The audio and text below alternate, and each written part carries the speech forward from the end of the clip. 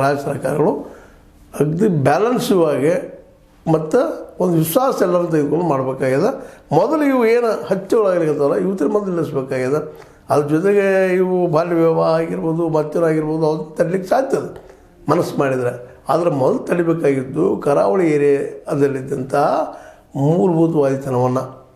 ಯಾಕಂದ್ರೆ ಅಲ್ಲಿ ಜನ ಭಾಳಷ್ಟು ಅನುವಿನಿಂದ ಹಿಂಬೀಳ್ತಾ ಇದ್ದಲ್ಲ, ನಿಧಾನಕ್ಕೆ ಬೇರೆ ಕಡೆ ವ್ಯಾಪಿಸ್ತಾ ಇದೆ. ಆ ಮಾತು ಬೇರೆ, ಅದನ್ನು ಕಂಟ್ರೋಲ್ ಮಾಡಬೇಕಾಗಿದೆ. ಅದನ್ನು ಮಾಡಬೇಕಾಗಿತ್ತು ಸರ್ಕಾರನ, ಕಾರ್ಯಾಂಗದ ಕೆಲಸ. ಅದು ಮಾಡಿದ್ರೆ ಅದು ಕಂಟ್ರೋಲ್ ಆಗೇ ಆಗ್ತದೆ ಅನ್ನೋ ಸಾಮಾನ್ಯ ನಂಬಿಕೆ. ಆದೇಶಲ್ಲೇ ನಮ್ಮ ಸಿದ್ದರಾಮಯ್ಯನವರು ಆ ಮೀಟಿಂಗ್ದಲ್ಲಿ ಏನೋ ಸ್ವಲ್ಪ ಸೀರಿಯಸ್ ಆಗಿ ಹೇಳಿದ್ದಾರೆ. ಅದನ್ನು ಎಷ್ಟರ ಮಟ್ಟಿಗೆ ನಮ್ಮ ಡಿ ಸಿ ಅವರಾಗಿರ್ಬೋದು ಅಥವಾ ಜಿಲ್ಲಾಧಿಕಾರಿಗಳ ಜೊತೆಗೆ ಪಂಚಾಯತ್ ಸಿ ಇ ಒಗಳಾಗಿರ್ಬೋದು, ಇನ್ನುಳಿದ ಆಡಳಿತಾಧಿಕಾರಿಗಳಾಗಿರ್ಬೋದು, ಅವರೆಲ್ಲರೂ ಸೀರಿಯಸ್ ಆಗಿ ತೆಗೆದುಕೊಂಡು ಇದನ್ನು ಕಂಟ್ರೋಲ್ ಮಾಡಿದ್ರೆ, ಈ ದುಷ್ಟ ಶಕ್ತಿಗಳನ್ನು ಹಿಡಿದು ಸಾಧಿಸಿದ್ರೆ ನಿಶ್ಚಿತವಾಗಿ ಕರ್ನಾಟಕದ ಅಭಿವೃದ್ಧಿಗಳು ಸಾಧ್ಯ ಅಂತೇಳಿ ಒಂದು ಜನಸಾಮಾನ್ಯರ ನಂಬಿಕೆ. ನಿಮಗೇನು ಅನ್ನಿಸ್ತದ?